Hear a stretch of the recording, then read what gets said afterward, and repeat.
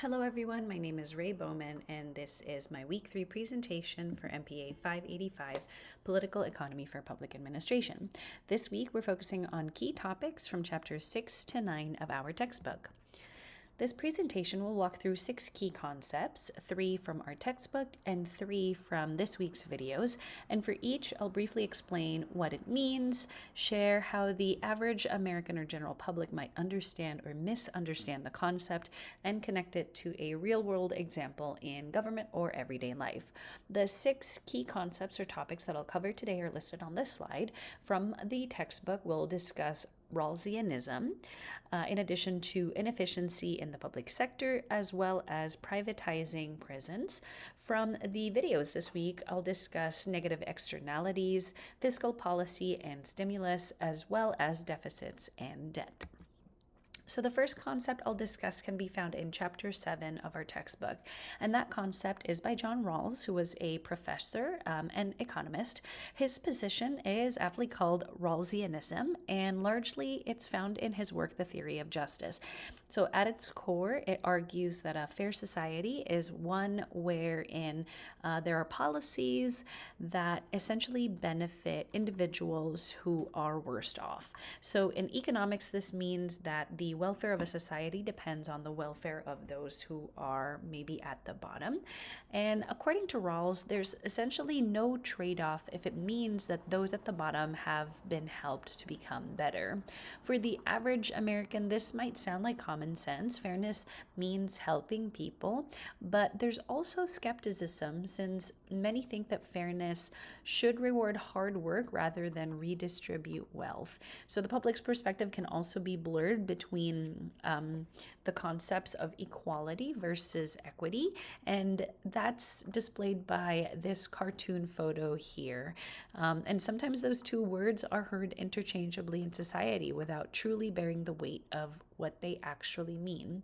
An example of a real-world reflection of Rawlsianism is looking to subsidize welfare programs such as housing or food assistance that help to make sure that the least advantaged or disadvantaged people have access to basic needs, and prioritizing this over improvements to maybe capital infrastructure.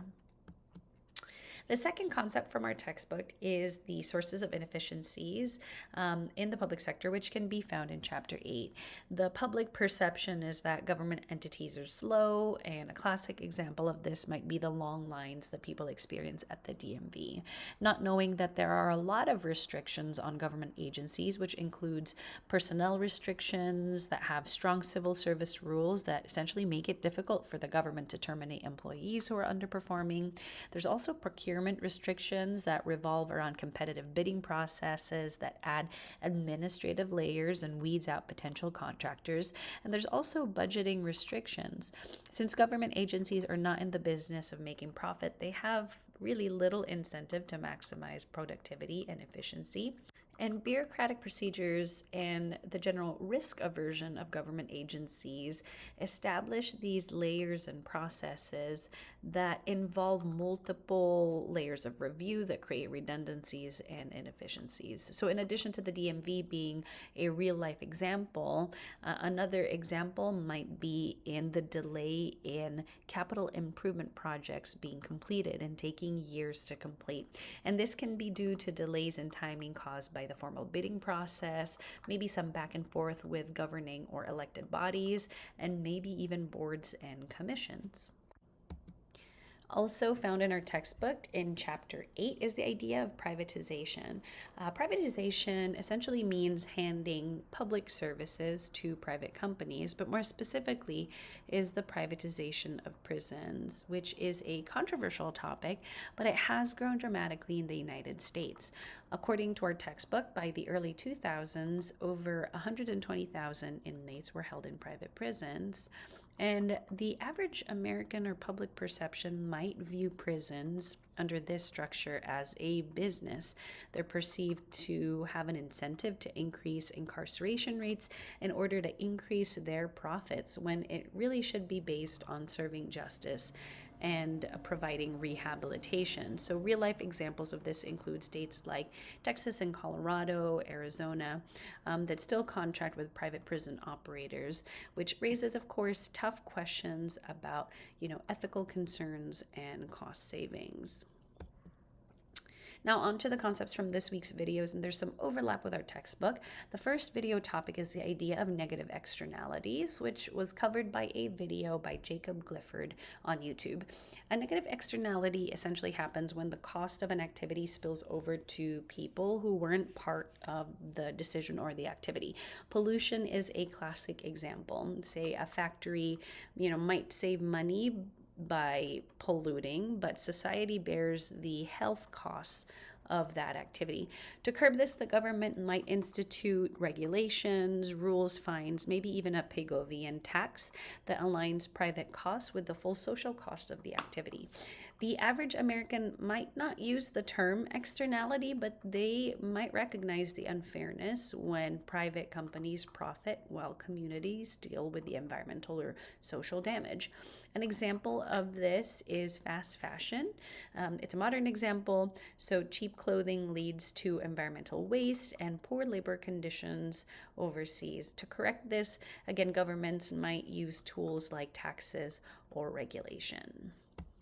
The next concept from this week's video comes from Crash Course on YouTube, and it talks about fiscal policy as it relates to stimulus, focusing in on Keynesian theories by economist John Maynard Keynes, who argued that when private demand falls, governments must step in. So one of his major ideas is that government spending can make up for reduced consumer spending. Essentially, by putting funds into the hands of consumers and private entities, it puts idle resources to work, which in turn kickstarts the economy. This video talks about the multiplier effect of stimulus programs, which essentially means that $1 of government spending often circulates and generates more than $1 of economic activity. The public perception to this could be mixed, right? Some see stimulus checks as helpful, while others worry that it could increase the debt or the deficit in the government. Many might not realize the multiplier effect, however, that $1 of government spending often circulates or generates more than $1 of economic activity. So a real life example of this would be COVID-19 and the relief checks that were issued during that time. Those didn't just help individuals, but they also kept local businesses afloat by sustaining customer and consumer spending. Lastly are the concepts of deficits and debt. So this video also comes to us from Crash Course on YouTube, and it talks about the concept of deficit spending, wherein the government spends more than it collects in revenues, which is different from debt, which is the accumulation of deficit spending. The average American usually sees debt like household debt, something that needs to be paid off quickly, but government finance and government debt doesn't work the same way. As long as the economy grows faster than the debt, borrowing can be sustainable. Another misconception is that most government spending is on national defense, but the largest expenditure category for the government is actually on health and human services, or social security and health care. A real life example of this, maybe not exactly the same, but similar in concept, is like student loans. Borrowing essentially helps individual interest in education with the expectation of higher income later. So similarly, the government borrows funds to essentially fund programs or stabilize the economy with the expectation that long-term growth offsets that debt. So across all these 6 topics, from Rawlsian fairness to deficit spending, we see this tension between fairness and efficiency, between short-term fixes and long-term goals. And the average American may not always know the technical terms, but these concepts and real-life examples really do shape their perception on the government's impact on the economy.